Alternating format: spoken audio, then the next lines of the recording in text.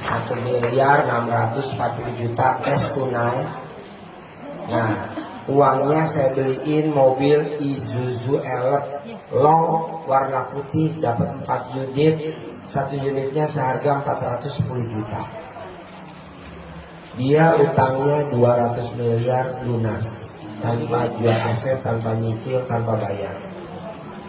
Nah, saya tanya, kenapa bisa utangnya lunas 200 miliar? Nggak tahunya dia tidak melakukan apa-apa, dia hanya melakukan setiap hari dia baca Quran sehari 10 juz. Sehari 10 juz. Jadi dia tidak syariat, tidak ikhtiar. Istilahnya dia tidak berusaha mencari top up pinjaman, tidak mencari untuk take over. Jadi utangnya nggak di take over, ya udah situ aja utangnya. Nah, saya baru ingat dulu saya meraktekin juga ilmu itu, tapi nggak 10 juz. Ke Bu Ai kan utangnya 2,5 miliar. Kalau Bambang Anco kan 2,8 miliar. Nah, dulu saya paksain Bu Ai, saya suruh baca apa? Kamu keterangin. Yasin 41 kali sehari, Ar-Rahman 41 kali sehari. Utang 2,5 miliar tanpa bayar, tanpa nyicil, tanpa jual aset. Nah, saya ingat, oh iya. Terus saya baca-baca, kenapa gue dulu ngajarin dulu ya? Dulu Pak Haji maksain saya suruh baca 10 juz, maksain itu. Saya cari dong ayatnya apa ya, dulu saya ngajarin, kan saya nggak ada kiainya bro, nggak ada gurunya, jadi gurunya ya pasien saya. Jadi kalau bapak dan ibu hajatnya terkabul, itu kiai saya, guru saya. Apa yang dulu gue ngomongnya? Saya baca nih tadi nih, oh ini ada ayatnya. Nah, bapak dan ibu dengerin ya, ini ayatnya nih, ini bukan saya ngomong, bukan.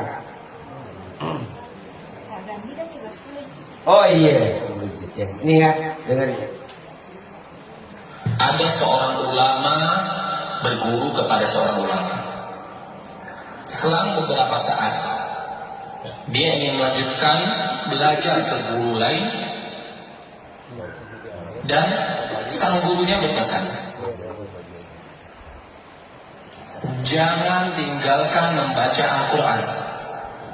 Semakin banyak baca Al-Quran, urusanmu semakin mudah. Dan muridnya pun melakukan. Dia membaca Al-Quran 3 juz per hari. Sampai dengan 10 juz per hari. Dan urusannya pun semakin mudah. Allah yang mengurus semua urusannya. Waktu pun semakin berkah. Kemudian, apa yang dimaksud dengan berkahnya waktu? Bisa melakukan banyak hal dalam waktu sedikit, itulah berkah Al-Quran. Al-Quran membuat kita mudah mengefektifkan manajemen waktu. Bukan waktu yang mengatur kita, akan tetapi kita yang mengatur waktu. Padahal teorinya, orang yang membaca Al-Quran menghabiskan banyak waktu, mengurangi jatah kegiatan lain. Tapi Allah yang membuat itu semua menjadi berkah, hingga menjadi begitu efektif. Hidup pun efektif. Dan Allah akan mencurahkan banyak berkah dan kebaikan kepada kita karena Al-Quran. Dan Allah akan mencurahkan banyak keberkahan dan kebaikan kepada kita karena Al-Quran. Salah satu berkahnya adalah membuka pintu kebaikan dan membuka kesempatan untuk amal saleh yang berikutnya. Dan salah satu balasan bagi amal saleh yang kita lakukan adalah kesempatan untuk amal baik berikutnya. Jagalah Allah, maka Allah akan menjagamu. Dan sebaliknya, waktu yang selalu sibuk sehingga hanya habis untuk urusan dunia yang terserah, bisa jadi itu adalah tandanya ada yang salah di dalam hidup kita. Barang siapa yang bangun di pagi hari, Ini Bu dengerin Bu. ia yang dipikirkannya, sehingga seolah-olah ia tidak melihat hak Allah dalam dirinya, maka Allah akan menanamkan 4 macam penyakit padanya. Nih, Yang penyakit nih kita penyakit kita. putusnya. Yang kedua, kesibukan yang tidak pernah jelas akhirnya. Dan yang ketiga, kebutuhan yang tidak pernah merasa terpenuhi. Dan yang terakhir, khayalan yang tidak berujung wujudnya.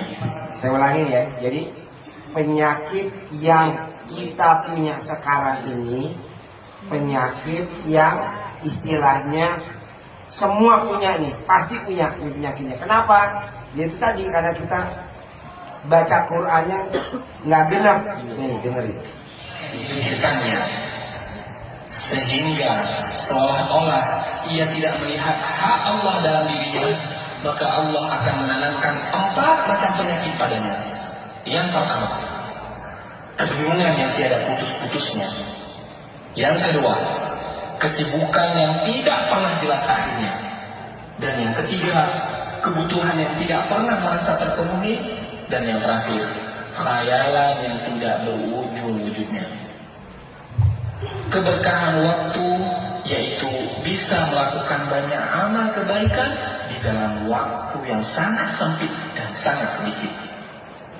Selamat membaca Al-Quran dan beraktivitas dengan berkah Al-Quran. Jadi saya mau teman-teman yang punya utangnya sedikit ataupun banyak, coba praktekin ini. Saya punya tamu saya. Jadi dia 200 miliar itu tanpa jual aset, tanpa nyicil, tanpa bayar. Nah, saya maunya ibu, bapak, bisa gak itu terjadi sama bapak dan ibu? Praktekin baca Quran sehari 10 juz. Ini ilmu baru. Kalau Bu Ai dulu 41 kali Yasin, 41 kali Ar-Rahman, utangnya 2,5 miliar, tanpa jual aset, tanpa nyicil, tanpa bayar. Nah, bapak dan ibu mau milih yang mana? Ji, gue 41 Yasin, 41 Ar-Rahman, boleh. Ji, gue sehari 10 juz, boleh. Tapi yang dasarnya nggak boleh ketinggalan. Sebelum azan subuh, yang laki-laki di masjid, yang perempuan di sajadah. Sholatnya tepat waktu, ba'diyah qobliyahnya dikerjain, yang laki berjamaahnya nggak boleh bolong. Saya mau itu. Kalau bisa, testimoni diri di sini. Makanya kemarin saya lagi rayu, bos, testimoni apa bos? Malu gue Ci, malu gimana malu. Gue maunya nonton aja, lo yang cerita aja, gue jalanin itu. Ah ya udah, jadi paksain ibu dan bapak yang kira-kira utangnya alot, paksain dah sehari 10 juz. Mau sebelum subuh atau mau dicicil, subuh, duhur, asar, maghrib, isya, 2 juz, 2 juz, 2 juz, 2 juz, 2 juz. Boleh. Dari saya arahannya hanya ini. Bebas, bapak dan ibu mau nanya apa, coba. Yang bapak ibu mau nanya, Pak Haji, utang saya bisa lunas gak? Saya udah gak usah jawab lagi, kan udah dijawab tadi 10 juz. Pak Haji, utang saya bisa lunas gak? Gak usah dijawab, kan tadi udah dijawab. Ya, jadi kita pertanyaannya di luar utang, utang udah pasti lunas.